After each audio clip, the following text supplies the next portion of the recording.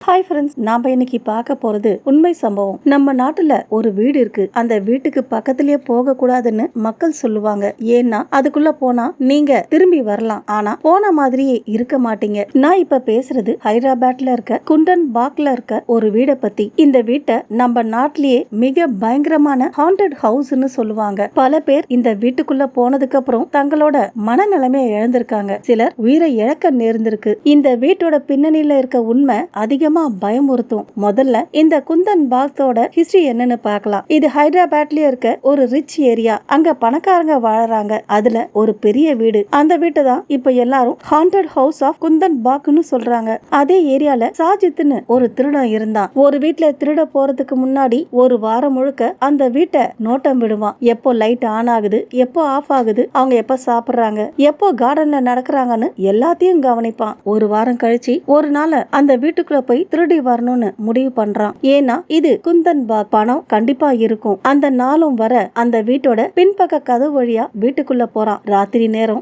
கும் இருட்டு. கிரவுண்ட் ஃப்ளோர்ல தேடுறான். எதுவுமே கிடைக்கல. பணம், நகை ஒண்ணுமே இல்ல. அதுக்கப்புறம் மாடிக்கு போறான். அங்க போன உடனே விசித்திரமான நாத்தம் அடிக்குது. அதுவும் சாதாரண ஸ்மெல் இல்ல. மாமிசம் கெட்டு போனா இல்ல ஒரு மிருகம் பல நாளா சாக கிடக்குற மாதிரி இருக்கு அந்த ஸ்மெல். அதை பொறுத்துக்கிட்டு அங்க இருந்த பெட்ரூம் கதவை திறக்கிறான். அதுக்குள்ள பார்த்ததுக்கு அப்புறம் அவனோட வாழ்க்கையே மாறிடுச்சு. அங்க பெட்ல 3 பேர் இறந்த நிலையில கடந்தாங்க. அவங்களோட உடம்பு முழுசா செதஞ்சி ஊதி போயிருந்தது. அதை பார்த்த சாஜித் பயந்து போயிட்டான். உடனே போலீஸ்க்கு தகவல் கொடுக்கறான். முதல்ல போலீஸ் இது அவன் செஞ்ச கிரைம், இப்போ கதை கட்டுறான்னு நினைச்சாங்க. ஆனா விசாரணை ஆரம்பிச்சதுக்கு அப்புறம் ஒரு ஷாக்கிங் ட்ரூத் வெளியே வந்துச்சு. அந்த 3 பேரோட உடம்பையும் ஃபாரன்சிக் டிபார்ட்மெண்ட்டுக்கு அனுப்புறாங்க.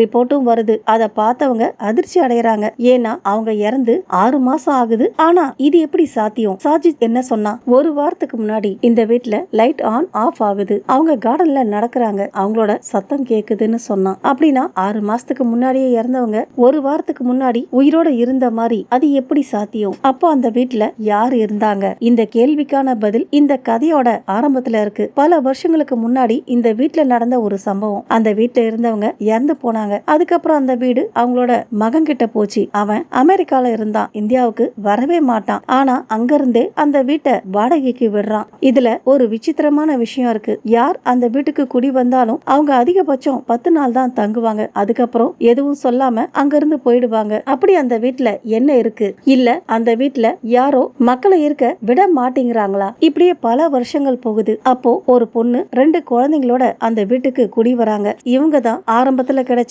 அந்த 3 உடல்கள். லோக்கல்ஸ் என்ன சொல்றாங்கன்னா, சில சமயம் அந்த குழந்தைங்க கையில ரத்தம் இருந்துச்சாம். சில நேரத்துல அந்த வீட்டுக்குள்ள, அதாவது ராத்திரி நேரத்துல அந்த வீட்டுக்குள்ள யாரோ மெழுகுவத்தி எடுத்துக்கிட்டு நடக்கிற மாதிரி பார்த்திருக்காங்க. இதை கேட்ட போலீஸும் விசாரிக்க ஆரம்பிச்சிருக்காங்க. ஆனா அவங்க கண்டுபிடிச்சது 3 பேரும் விஷம் குடிச்சுதான் இறந்திருக்காங்கன்னு. அவங்க உடல் இருந்த ரூமுக்குள்ள ஒரு காலியான பெனாயில் பாட்டில், சீலிங்ல தந்திரம் மந்திரம் பண்ண மாதிரி ஏதேதோ ரத்தத்தால வரைஞ்சிருந்ததாம். எல்லா எவிடன்ஸ் இருந்தும் போலீஸ் இந்த கேஸ சூசைடுன்னு க்ளோஸ் பண்ணிட்டு இருக்காங்க. ஆனா லோக்கல்ஸ் வேற மாதிரி சொல்றாங்க. 6 மாசத்துக்கு முன்னாடி இறந்துட்டாங்கன்னு சொல்றீங்களே, நேத்து தான் நாங்க பார்த்தோம். கார்டன்ல நடந்துட்டு இருந்தாங்க. அவங்களோட குரல் கூட கேட்டுச்சு. ஒவ்வொரு நாளும் ஒவ்வொரு வாரமும் அவங்கள பார்த்தோன்னு சொல்றாங்க. அப்படின்னா இந்த 6 மாசமும் இங்க யார் இருந்தாங்க? இந்த கேள்விக்கு இன்னைக்கு வரைக்கும் பதில் கிடைக்கல. அதுக்கப்புறம் இந்த வீட்டுல இன்னொரு சம்பவம் நடந்துச்சு. 2015ல வீட்டுக்கு பக்கத்துல அசோக்னு ஒருத்தர் வேலை பார்த்துட்டு இருந்தாரு. அவர் வீட்டுக்கு போறதுக்கு இந்த ஹாண்டட் வீட்டை தான் கிராஸ் பண்ணி போயாகணும். அதுதான் அவரோட டெய்லி ரொட்டீன். அதனால அவருக்கு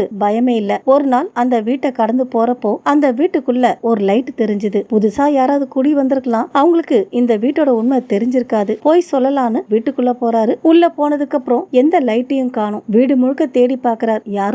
யாரும் இல்லங்கிறதுனால வெளியே போகலான்னு மாடியில இருந்து கீழே இறங்கி வர, மெயின் டோருக்கு பக்கத்துல இறந்து போனாங்க இல்லையா, அந்த லேடியும் அவங்களோட 2 குழந்தையும் அழுதுகிட்டு இருக்காங்க. அசோக் கிட்ட அவங்க புரியாத மொழியில ஏதோ பேசியிருக்காங்க. அதுக்கப்புறம் என்ன நடந்துச்சுன்னு யாருக்கும் தெரியாது. மறாவது நாள் பல பேர் அசோக்க தேடி இருக்காங்க. கடைசியில அந்த வீட்டுக்குள்ள போய் பாக்குறப்போ அசோக் மயக்கத்துல கடந்திருக்காரு. அதுக்கப்புறம் அவரு ஒரு வார்த்தை கூட பேசல. பயத்தால அவர் குரலே போயிடுச்சு. இப்போ அவர் ஒரு மென்டல் ஹாஸ்பிட்டல்ல இருக்காரு. இன்னைக்கு வரைக்கும் அந்த வீட்டோட உண்மை மிஸ்ட்ரியா தான் இருக்கு. அந்த வீட்ல உண்மையிலேயே யாரோ இன்னும் இருக்கிறாங்களா? யாருக்கும் பதில் தெரியல. ஓகே ஃப்ரெண்ட்ஸ், இந்த வீடியோ உங்களுக்கு பிடிச்சிருந்தா நம்ம சேனலை லைக் பண்ணுங்க, ஷேர் பண்ணுங்க. தேங்க்ஸ் ஃபார் வாட்சிங்.